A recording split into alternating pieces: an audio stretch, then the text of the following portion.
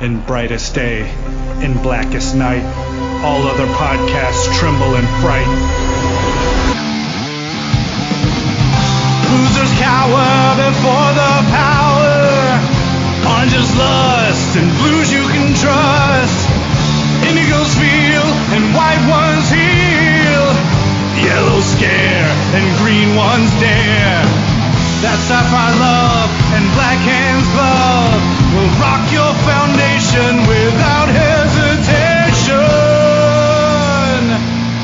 In Mars, face evil's might. Respect their power, for they'll make you see the light.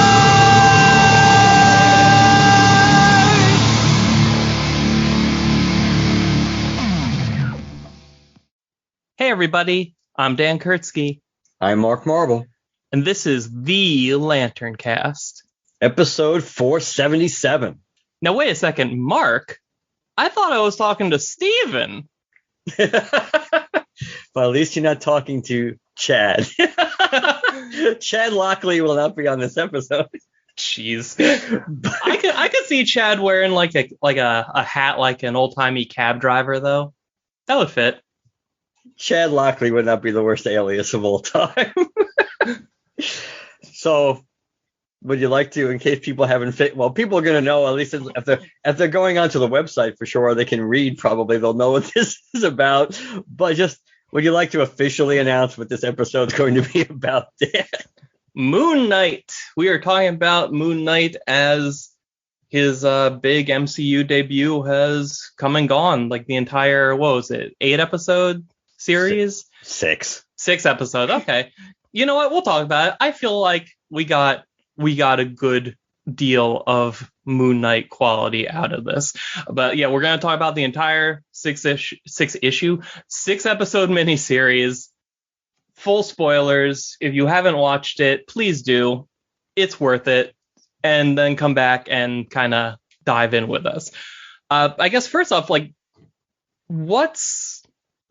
where are you coming to this from? Like, are you a big Moon Knight person? Like, I know you love like Werewolf by Night, and like he started out as like somebody hired to go and like capture or kill Werewolf by Night, like way back in the day.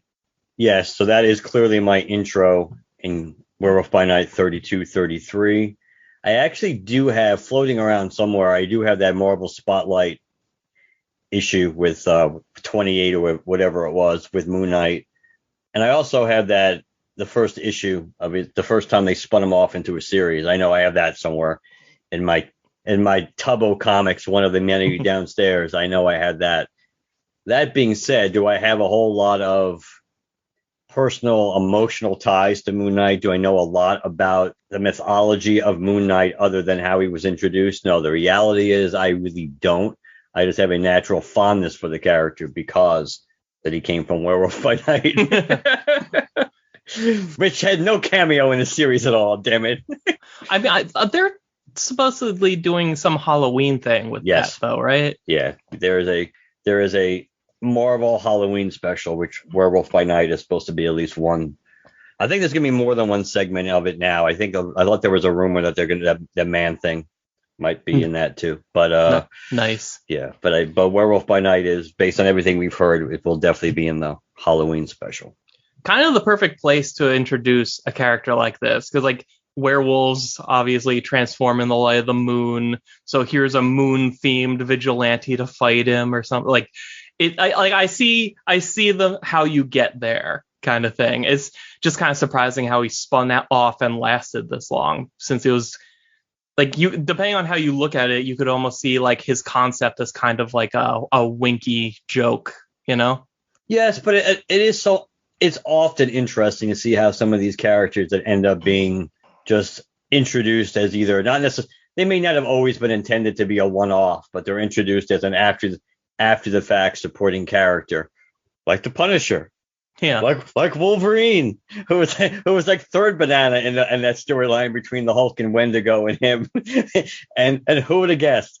It happens more often than you think, and Hey, TV is littered with that. Look at the Fonz, for God's sake. Yeah.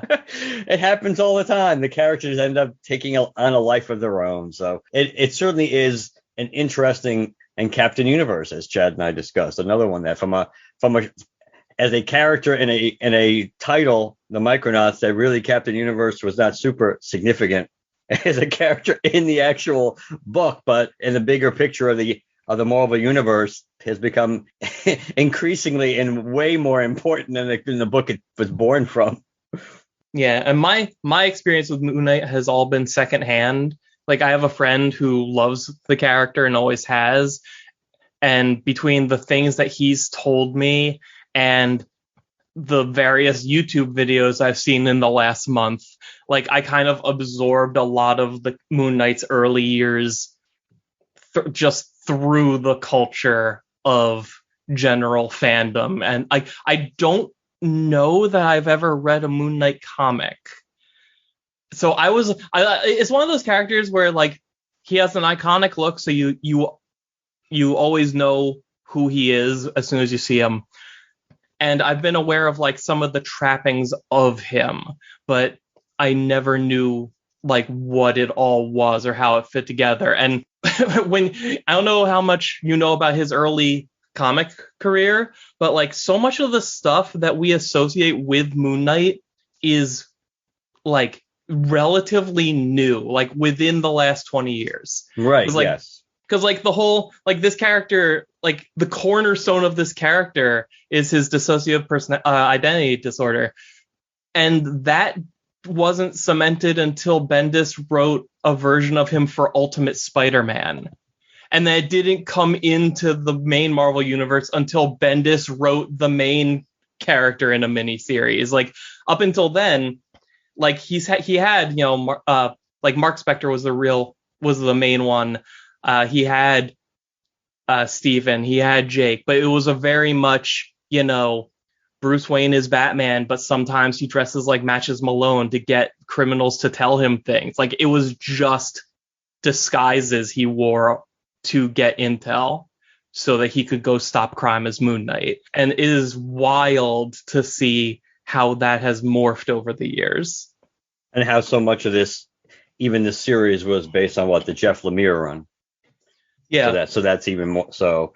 I mean, God, I'm sorry, but, like, the whole concept of him being named Moon Knight and wearing the Moon Knight costume was, hey, some people wanted to get Werewolf by Night. We're going to hire this random mercenary. Here, wear this costume we found. And that becomes like, oh, yeah, he was dying in front of a statue of an Egyptian god who made him his champion and resurrected him, and all the, like, is almost an entirely different character from where they started. That is true. I would say that is a pretty fair assessment of where the character started off from and taken on a life of its own. So, but obviously, just generally, you enjoyed the show, didn't you, Dan? I did. Oh, you didn't. No, I'm new. I'm actually relatively neutral on this show, but what I can honestly say about this show is, from the live action shows, this was absolutely my least favorite. Wow. Yeah, it was. I mean, it reminded me somewhat of Loki in that there were some episodes that didn't do that much for me, even though I liked the cast and I was interested to a certain extent. I was more interested in what was going on behind the scenes in Loki because of how it played into the timelines and or multiverse concept that I was this. And you knew that had potential major ramifications throughout the whole MCU, much more than the stuff released in this 6-episode series that Moon Knight was going to have. But this is probably the only Marvel show. What If was kind of like that too, but What If, it was easy for it to be like this because of the fact that all those episodes on the surface were not related to each other. That this was the first show that I really, even though it wasn't a concerted, conscious decision that, I'm up at 3:00, but I'm not going to be watching this. I didn't do that. But it was the first show that I didn't really feel a strong need to be there watching it immediately at 3:00 or if I fell asleep and I woke up and it was after 3 in the episode, it was live, to go, oh, let me go start it. I didn't have that. So I probably, at least half the episodes of the show I watched at least the following evening or later. And I didn't honestly feel like, even when I read some of the recaps, it's like, well, I don't think I really missed anything in watching that live. But it was well acted, and and it was beautiful to look at. And yes, there were some episodes where there was barely any Moon Knight at all in Moon Knight, which is always a problem with some shows like this. I know if you get really good character development, you can overlook it to a certain extent, but yeah, it just didn't work for me all that much. And because the ties to the MCU, at least at the moment, were tenuous at best, that I just think stuff like this opens a dangerous precedent for the MCU and for Disney, because of the fact that if you start taking away the connective tissue, the strong connective tissue, and you make it seem like, well, these are kind of like they're not really one-off projects, but you don't really need to watch anything else to understand this going in, and this is not going to have any immediate ramifications on anything coming up right away if you don't watch it. That's a negative as far as keeping the MCU train moving forward. And I think that would be really easy for people to start being more selective in what they watch, which I don't think is a big plus for the MCU overall. I think if you're Feige and company, you want people to watch this stuff, and because it is connected, or because there's a chance you're going to get this big tie-in somewhere, or the after credit scene is going to tie into something that's coming up. I guess it's just my overall view of the MCU. It's like, it kind of seems like the MCU is a little aimless right now. And I think in Moon Knight kind of fits, I guess, into that pattern for me. Well, I think audience expectations is something the MCU has honestly been struggling with ever since they first started these shows, ever since WandaVision. Because like a large part of the legacy of that show is the fact that so many people went to it explicitly expecting, here's where we're going to introduce all these new characters. Here's where we're going to advance the story of the overall universe. Here's where all of this stuff is going to happen. It was being viewed as a stepping stone to the next thing, instead of just being the story that it wanted to tell.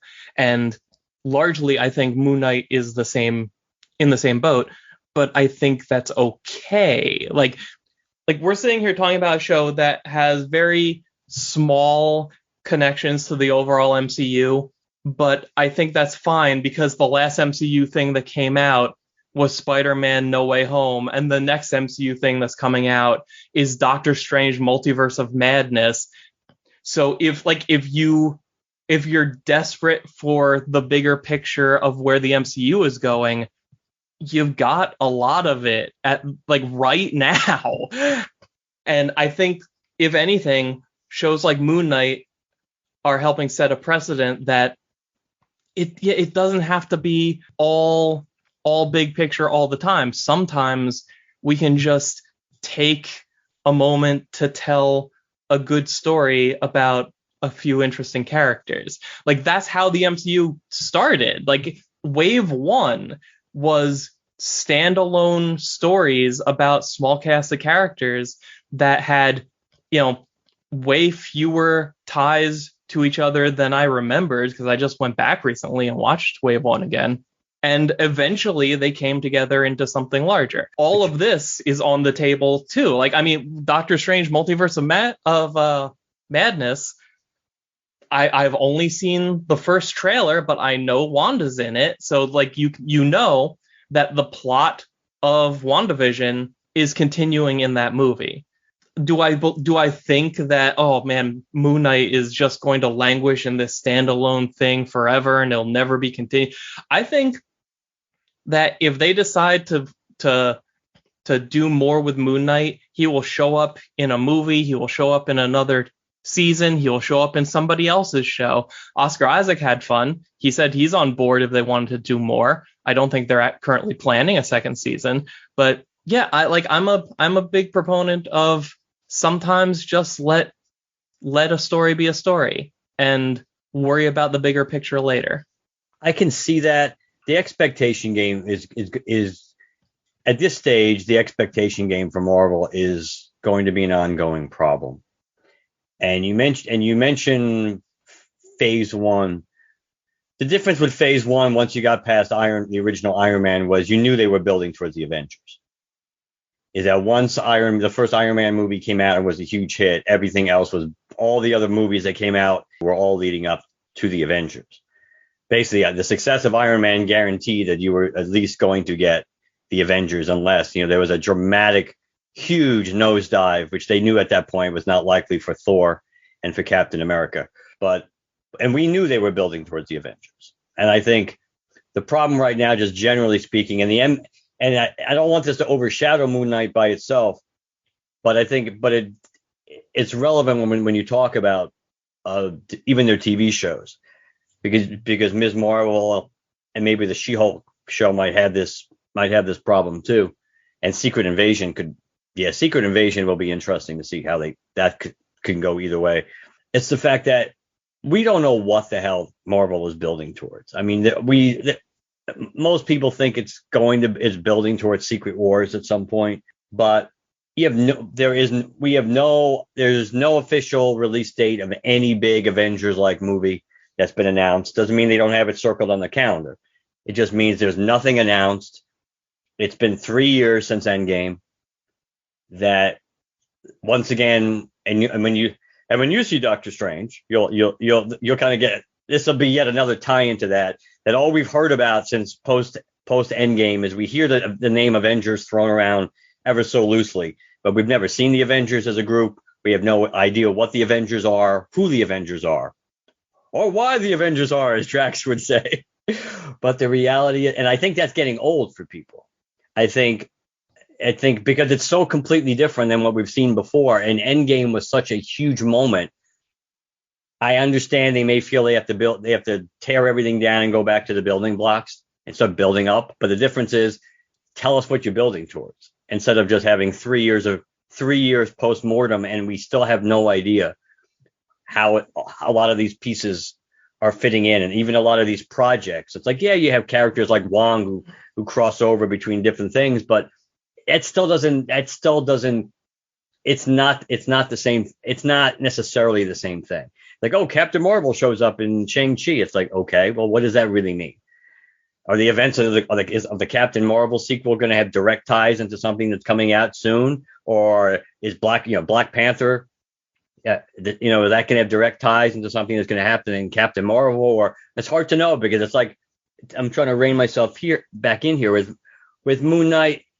Yes, it's certainly, there's nothing wrong with telling a self-contained story, but it's different than what we're used to, and it makes it harder for some people to just buy into it, I think. And I think for me, I don't know, it was so dramatically isolated. I think that's what the issue is. It's not even that it had to be the same tonally, because obviously WandaVision was completely different tonally than Falcon and the Winter Soldier, and even what Loki became. They all were like their own different animals, but all of those had such direct ties into stuff that had come before and hinting at things that were going to happen in the MCU. And this was so isolated. The cast was great. The acting was great, but I don't know. To me, it just didn't draw me in as much I want to see the character again, but if you told me right now where we were getting a second season,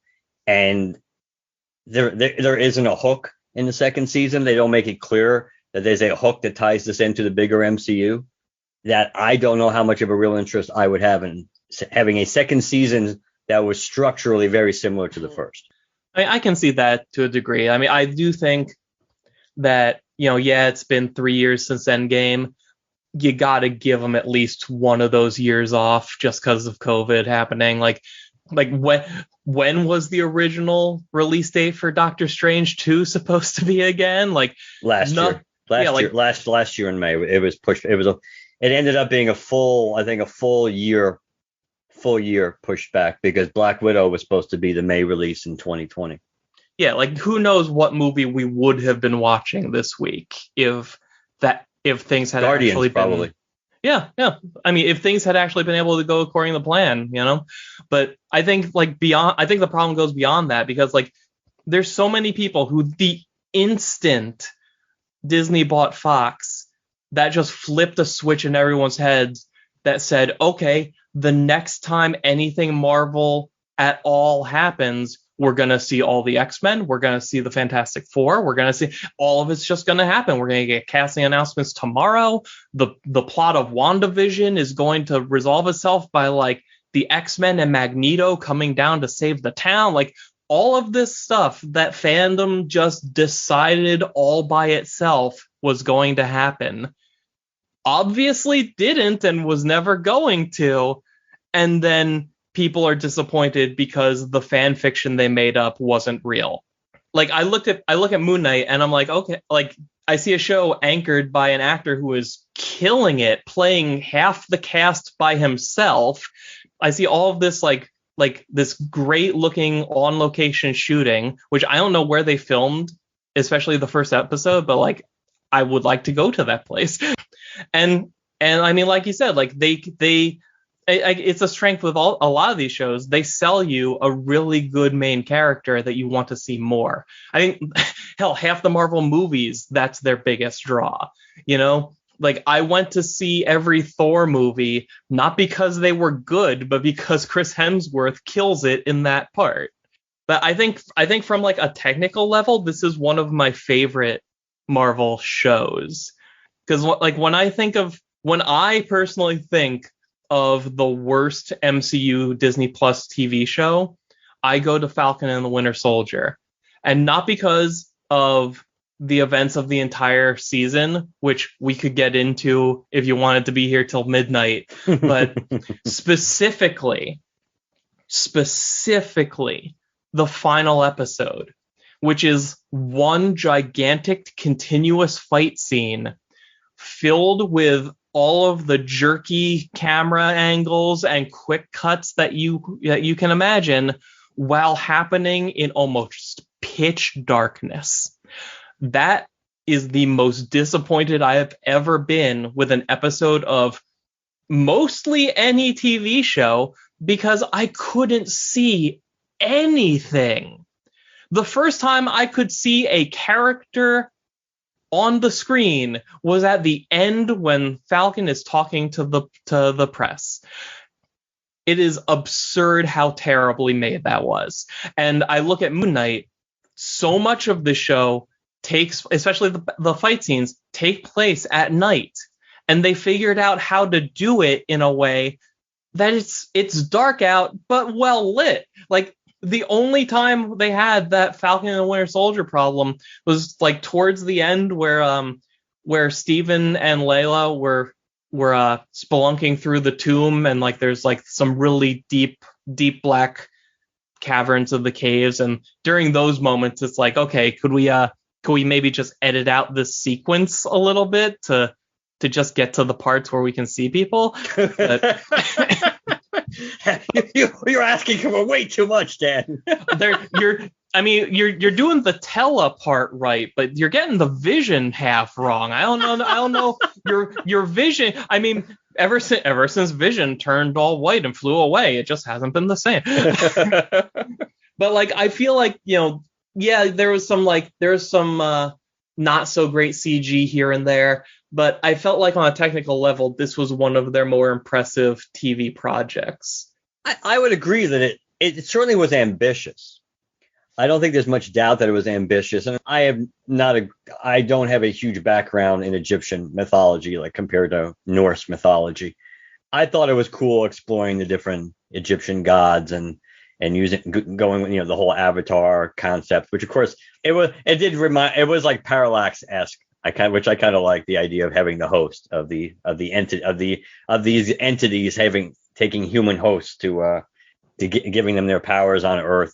So I thought that was an interesting concept, and the stuff in Egypt just in general, visibly is cool. I mean, Layla was a cool character. I would never have I guess I should have put the 2 and 2 together that she was supposed to be the Scarlet Scarab because of the scarab, but since she looks completely different and the origin is completely different and the gender is completely different and she looks so much like Isis, I would never have really put that. Oh, of course. It's like, oh.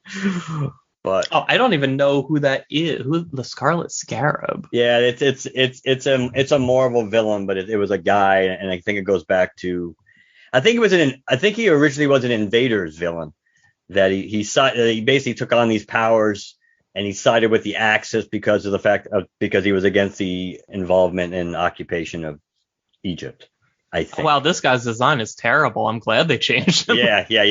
She wouldn't have looked quite as good in that outfit anyway, but nonetheless. But yeah, I thought, but again, the MCU has a history of kind of like revising some of these characters and giving them slightly different origins anyway. So that by itself isn't a big deal. But there were lots. I thought, from a cinematography perspective, clearly this was the creme de la creme. This was very cinematic. This was very movie quality esque as far as probably the best they've done from a TV show perspective, no doubt. Yeah, and I was sold as soon as the first episode took the approach of like, okay, this is a character who has dissociative identity disorder. He doesn't know it, and we are just seeing it from the perspective of him. So anytime one of his alters takes over, we just see a jump cut, and all of a sudden he's standing there confused, covered in blood, no idea what just happened. And it was such they got such creative use out of that. I kind of like I love seeing Oscar Isaac play both characters, but I kind of wish we could have kept that conceit longer. And they do bring it back later when instead of Steven, we're following Mark around, and then Mark starts to black out when Steven takes over to remove them from the danger. Where like all of a sudden, like he's getting ready to get into a fight, and then all of a sudden, smash cut to him on a bus heading home. He's like, wait, what? No, I gotta go back there.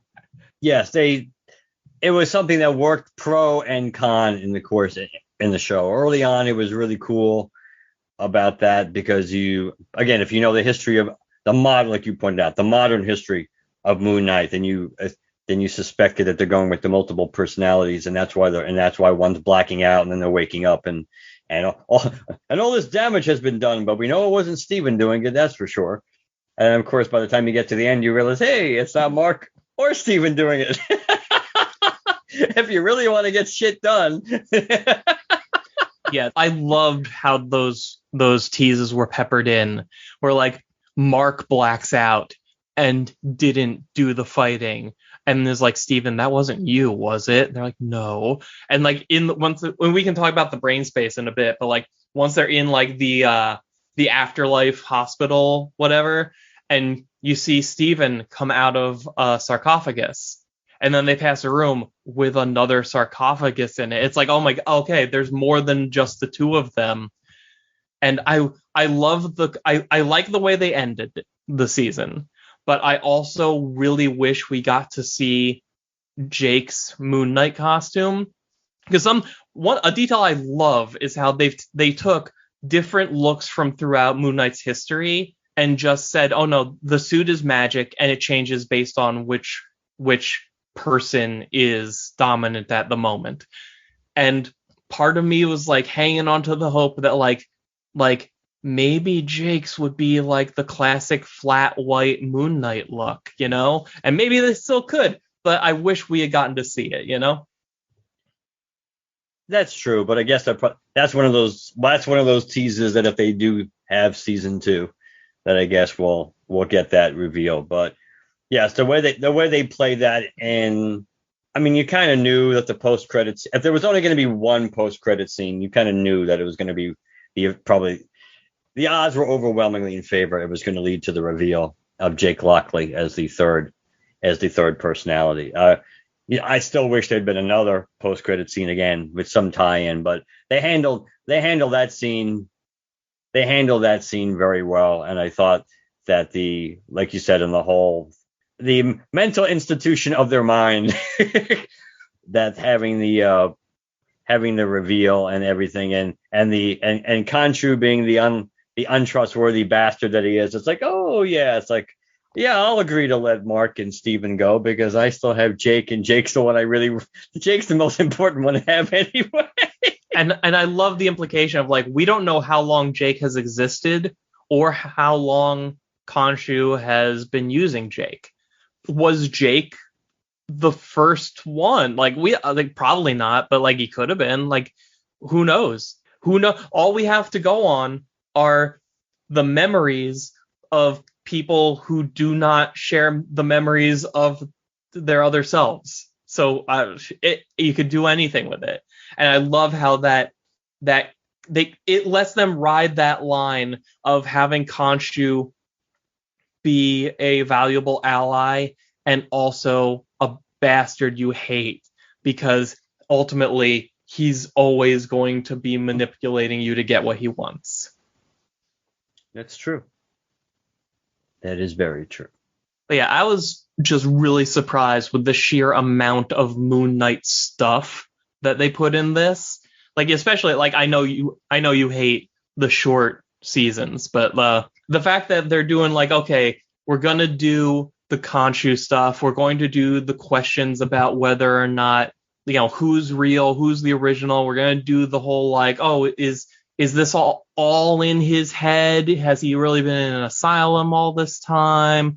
There's so much. Like, I feel like other shows would have just been like, okay, we're doing a straightforward adventure with the main character has two characters in his head and they're fighting for control while we have to stop the bad guy from putting the giant glowy rock on the pyramid or something. And then season 2 would be all the mental institution stuff where we get really like trippy with it. But I don't know, I kind of respect the fact that they just went for it. They just dove in head first and swam down as deep as they could go. No, I agree. I respect. I think that's a good way of putting it. I think I respect the fact that they definitely decided to swing for the fences as opposed to just deciding to play it safe. And it was unique. And again, it's hard to qualify how I feel about this just because I didn't dislike it. There were some episodes I just wasn't really into. I thought for me it ended well. And I did like the first episode. It was interesting enough. I think when you only have, yes, as you mentioned, I'm not a fan of really short seasons. I think, and having 6 episodes and having a plethora of those episodes where Moon Knight as a character, in costume only appears if either not at all or barely, that I don't think that's a plus for. I know it would be worse if it was a 2-hour movie and you only get like 15 minutes, not even in costume of your main character. But I did appreciate what they wanted to do, and I didn't. I guess that's the best way to. It's hard for me to say that I liked it, but I didn't dislike it. It just didn't. I just didn't find it all that. I guess compelling is the right word for me. I didn't find it compelling, and maybe because if I had greater ties to the MCU, maybe there would have been enough of a hook there to really draw me in. And instead, it was basically dependent on the acting, which was very good. And Oscar Isaac's performance was like in everything was really good. And Ethan Hawke, I enjoyed. I thought the cast across the board was good. It's just that I guess the story that was being told just didn't have that much of an appeal to me in a vacuum. I mean, I think this is easily one of the best casts they put in a TV show. You got 2 Oscar Isaacs, you got 1 Ethan Hawke, and you have a talking hippo. I'm happy. Yeah, the hippo was cool. Like when that hippo burst through those doors, like the best cliffhanger I've seen all year is that hippo burst through those doors and they scream. And well, they scream after it says hello in like a bubbly cheerleader voice, and then Oscar Isaac standing next to other Oscar Isaac just scream at the top of their lungs. That's when I knew. I'm like, this show is something special.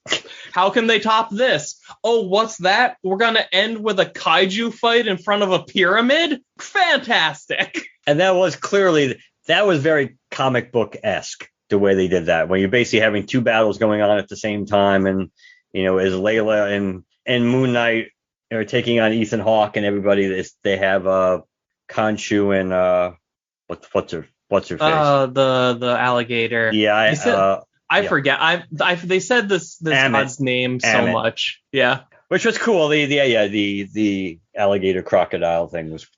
I figured they're gonna stop it before she gets out, and then she got out, and I'm like, oh well, she'll be in this room for a few minutes, and then they'll seal her away or break something that puts her back.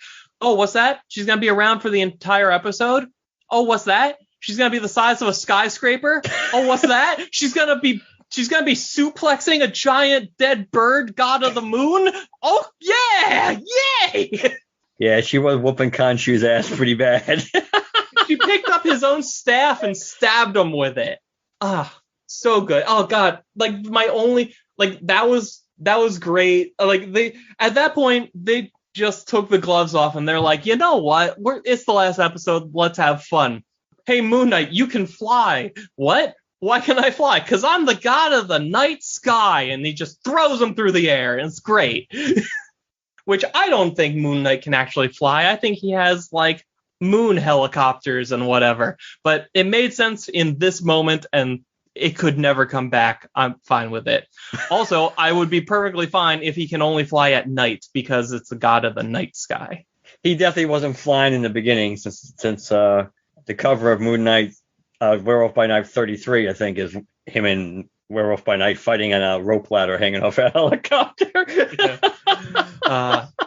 And how cool was that scene where it was Steven in the costume and he and Khonshu were they're rewinding the sky? Yes, that was cool. So good. So good. Even though I'm not a fan of I don't like the Mr. Knight costume. I'm sorry. Really? Yeah. Well, compared to the more the more traditional, more of the classic design Moon Knight with the hood and everything. But the whatchamacallit, his batarang things, his crescent batarang things on his chest or whatever. That, but yeah, the hood, the glowing eyes. I know that whether how well that always worked was, I think, debatable. But the glowing eye, I love. See, that's the one thing. The thing that no Batman movie has ever had the balls to try to give us was Batman. Well, I think Batman v Superman did it, but they did it bad. But this, they gave us a Batman-esque kind of a little sort of superhero with glowing white eyes, and it works. I think it works. Maybe better with Mr. Knight.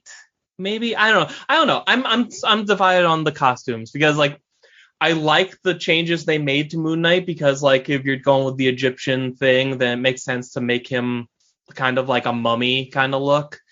But also, I think the Mr. Knight suit translates better to live action, probably because it's more rooted in actual clothing. Yeah, and you can get away with more practical effects, or at least have it look more real, more non-CGI, even if it is somewhat CGI. But it's easier to pull off, even if you just wanted to go mostly practical, because of the nature of this, because other than the mask, so much of it is just a white suit. So it definitely fit Steven's personality. So I don't have I understand, I understand where they were going with it, clearly, but.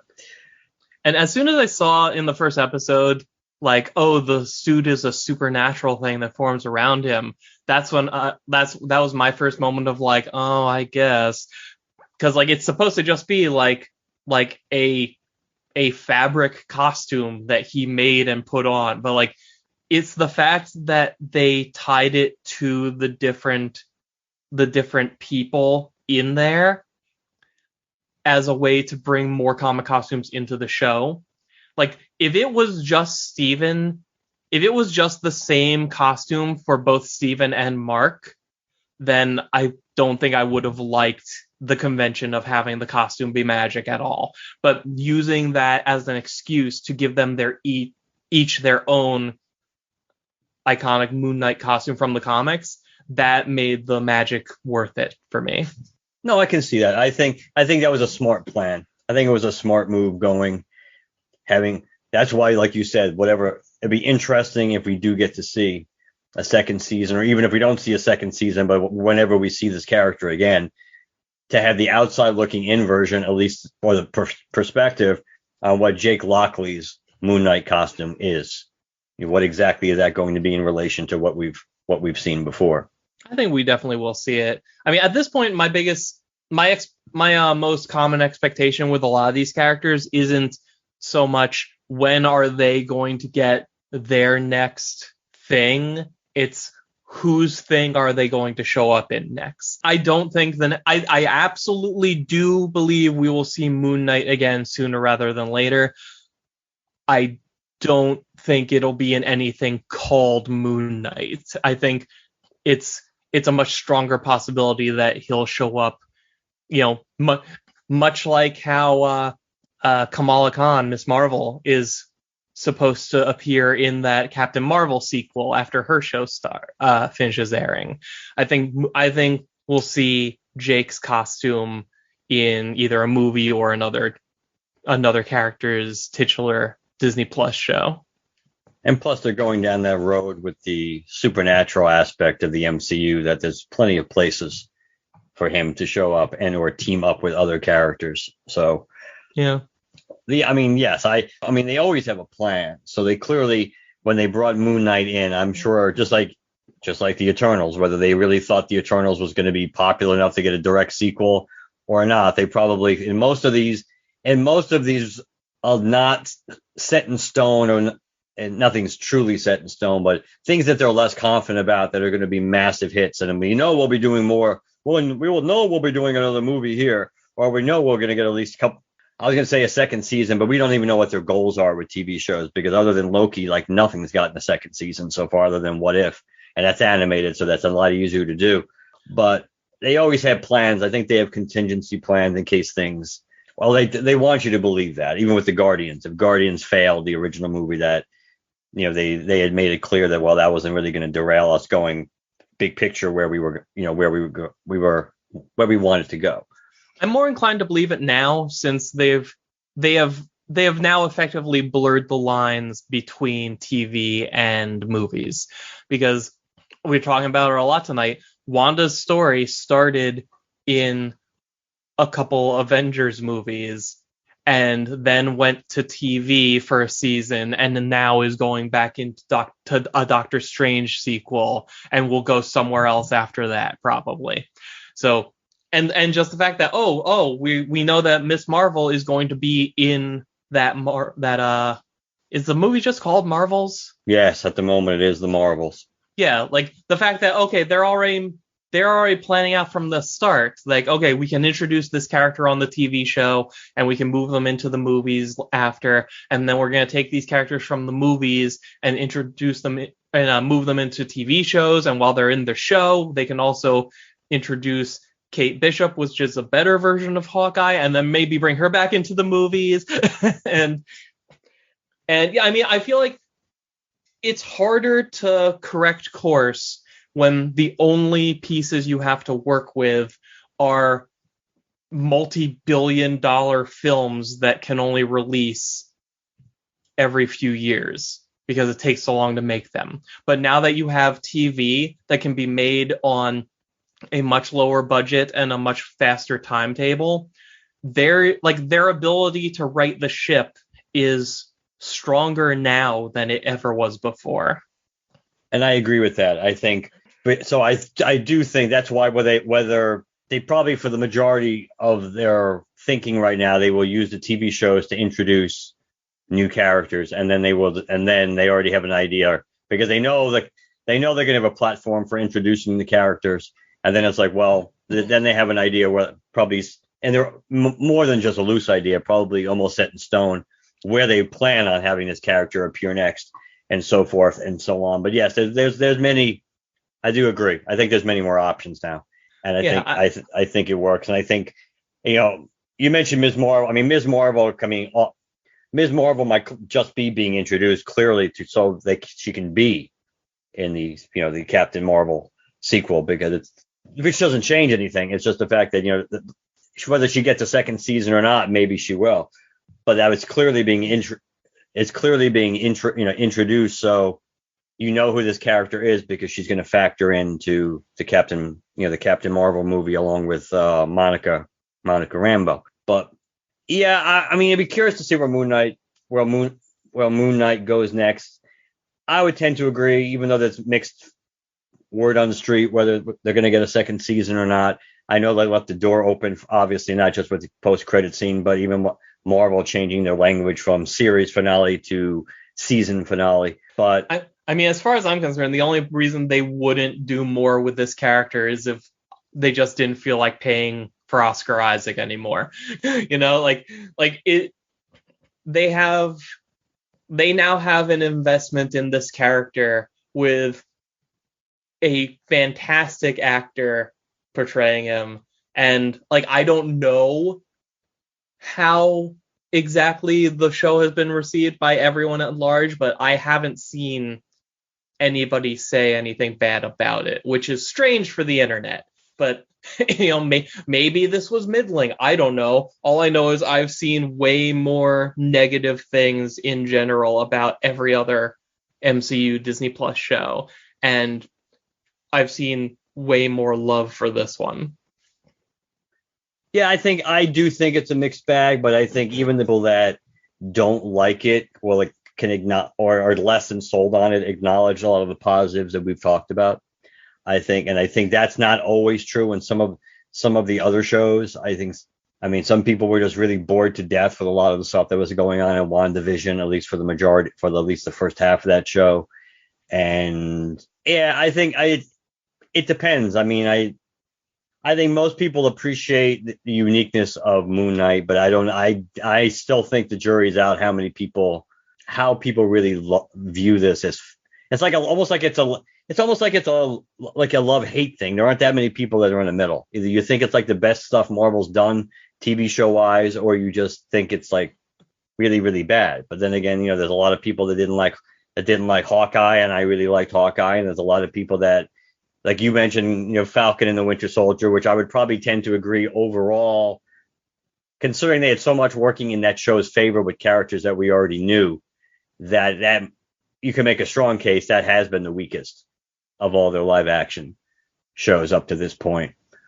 But yeah, I mean, I guess I was hoping for a little bit more, but like we mentioned, the expectation game is a continual problem for Marvel. Yeah. And sometimes it's not just people bringing, not that you said this, but I'm just in my head now, that it's not just people with their own unrealistic expectations. It's Marvel create some of these things on their own, which is something when we get to the Doctor Strange episode we'll talk about, when Kevin Feige's quote about Marvel showing too much in the advertising, and what I think he really meant by that, based on me having seen the movie and seeing what the marketing campaign was, and what I think that statement meant, because it was confusing at the time, since I don't think they gave away all that much plot point wise.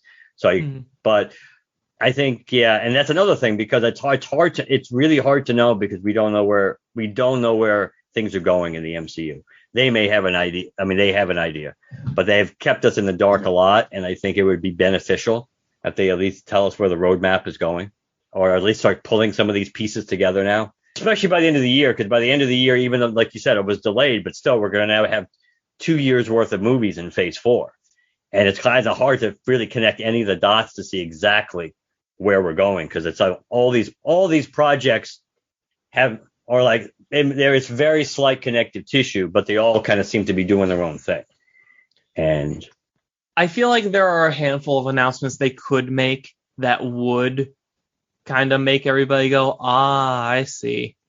Like look at all of the teens and 20-year-olds characters that have been introduced lately and are being introduced.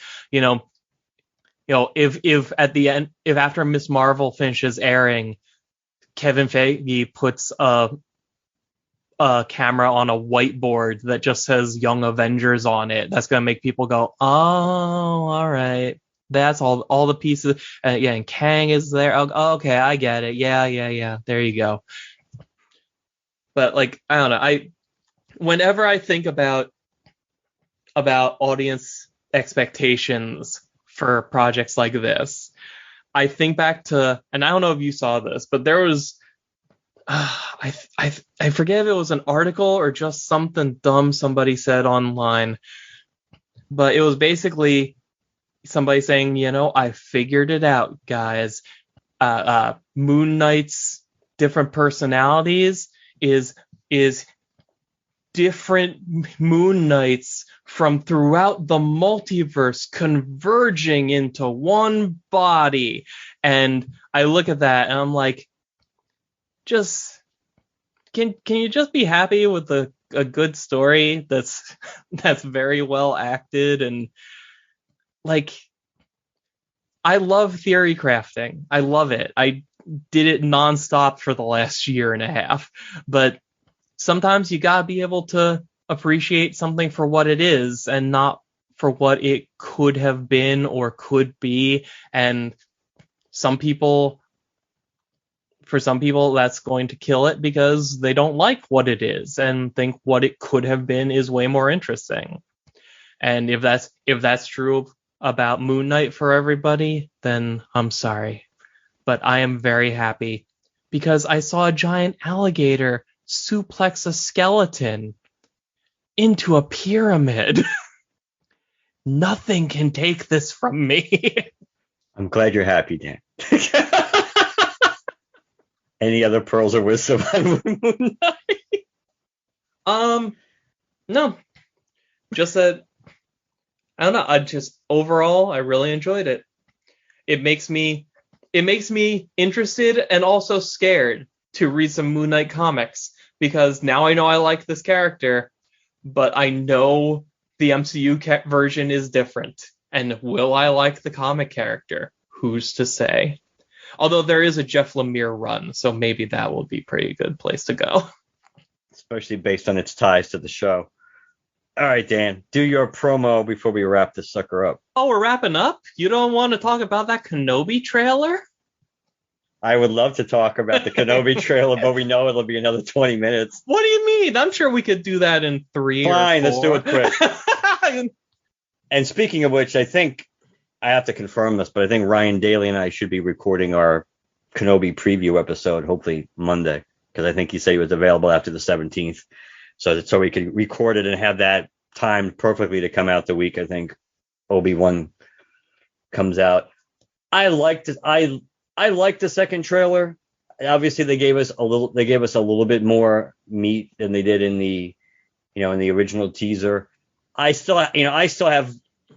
have my concerns about this because the expectations for me are going to be very high for the Kenobi show. Mandalorian's been a good show and everything, but if the Kenobi show isn't the best thing they've done live action, it's going to be TV show at the very least TV show wise, since Disney's got it. If they butcher the Obi-Wan show, I'm going to be so angry about this. And if they do too much, and they could do it real easily by doing too much retconning and too much more, or Jeff conning. It's like, well, you saw this or you knew this, but you didn't know this, and it's like, I don't know. I think it can go either way. If it gets us back to where Obi-Wan is more really Obi-Wan in mind and body and in a position where he was in Rebels going into New Hope, then that's a positive. I understand he's got to be broken down and be built back up, which is understandable based on where he would be literally on his own and left to his own devices and pondering everything and blaming himself after Revenge of the Sith. I get it, but there's a lot of stuff they can do with this show that could throw it off the rails. So it looks great. I have confidence in Deborah Chow. I don't have any confidence in Kathleen Kennedy. and it makes me nervous. Even the Obi-Wan Vader stuff, I'm not a huge fan of the retcon having them fight again. But like I mentioned, I think when we talked about the first teaser, it would serve one purpose, which is the fact that moving beyond, when Luke and Vader talked on Endor, And when Luke was trying to bring Vader back before he took him up to the Death Star, Vader made the point of saying Obi-Wan once thought as you do. And you go back to Revenge of the Sith, when they fought, understandably so, based on circumstance, Obi-Wan didn't really have much of a chance, but he didn't really try hard to bring Anakin back. So that would kind of fit that, give you a piece of the puzzle that yes, they met one other time, and that's when Obi-Wan was trying to do the cell job and doing what he could to try to bring Anakin back to the light, and that's when he kind of wrote him off and said, "Okay, this is a lost cause." Let me ask you this: Yes, Darth Vader is in this show. They are bringing back Hayden Christensen to play him. Yes. Presumably, he and Obi-Wan are going to be in the same room together. Does Darth Vader take his helmet off to talk to Obi-Wan? I don't think he would take it off. The question is somewhere during like their fight, does it get knocked off, kind of, or get damaged, a la what happened with Ahsoka and Anakin and Vader in Rebels. You know what I think they'll do? You know, I'm gonna put my money down right now. My fake LanternCast bucks. Darth Vader will never be seen without, like, clearly seen without his helmet on. But at some point, Obi-Wan and Anakin are going to like talk to each other through the Force in a very like Rey and Kylo Ren kind of Force ghosts, whatever kind of way. And in that, we will see pre-Vaderified Anakin. And that's how we will see Hayden Christensen.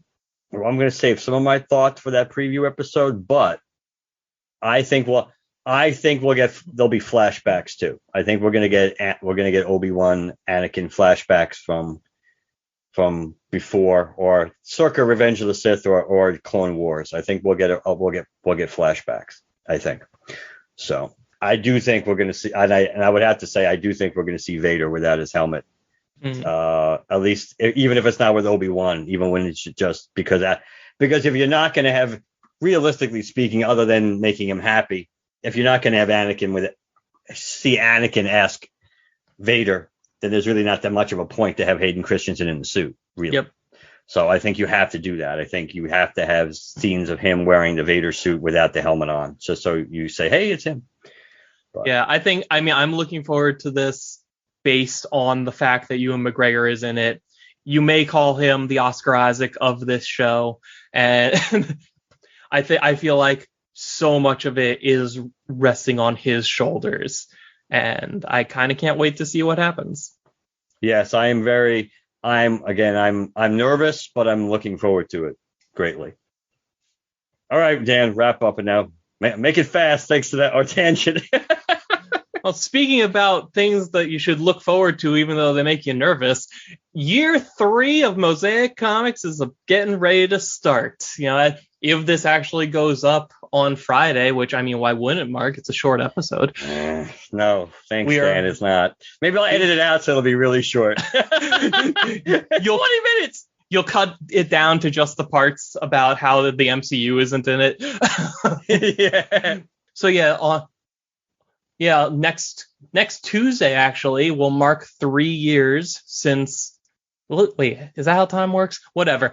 Year 3 starts on next Tuesday of the channel, and I'm going to be using this year as an excuse to finally stop getting in my own way and actually do some of the bigger ideas I've had since the day the channel started, but other things just got in the way. And I just kept kicking the can down the road and never doing any of them. But this is going to be different. And the only reason I know that is because I've been stockpiling finished videos for a while. So I have time and can keep a weekly schedule again. So look for that coming up. You know, I'm not going to go into everything I'm doing here, but if you go to Mosaic Comics on Twitter, you will soon see a pinned tweet with the next month worth of videos and thumbnails. You will be able to see a kind of commemorative video as we launch into year 3 on Mosaic Comics YouTube. I forgot how URLs work. youtube.com/c/Mosaic Comics. I have had an excellent time just talking about Green Lantern with everybody who took the time to listen and and talk back in the comment section and on Twitter. And I look forward to doing it for another year at least, and hopefully finally cross a lot of projects off of my list that I have been staring at for way too long. So come on by, watch some videos, subscribe if you like them, share them around if you like them even more than that. And yeah, let's just get to it. Nicely done. Not really, but yeah. All right. So if you'd like to contact us, LanternCast@gmail.com. The website is LanternCast.com. You can follow us on Twitter, like us on Facebook, #GLCast, track us down. Apple Podcasts, Spotify, and Stitcher. Please leave us a positive review on all the platforms you listen to us on. Last but not least, if you'd like to leave us a voicemail or a text, 708 Lantern. And if you're still looking for that Discord link, feel free to, I guess you technically could text us at 708 Lantern too, but email us at LanternCast@gmail.com if you would like the Discord link. And yeah, so just let us know what you think too about this episode, all the other episodes. Again, now that I'm under the gun, this should come out the week, technically the week of the 10th, not on the 10th, but that somewhere in that week. By the end of it, it should come out, and the following week should be the Doctor Strange Multiverse of Madness review with Chad and I, and maybe Dan, depending on how things God, go. I just noticed this week is Friday the 13th. Oh yeah, you're right, it is. Wow. So we'll have to. So that'll. And if this episode's coming out, it'll probably be on Friday the 13th. Perfect. Yes. The moon nightiest of days. Yeah, that's right. I don't even know what we're saying anymore. Well, good night, everybody. Hey, good night.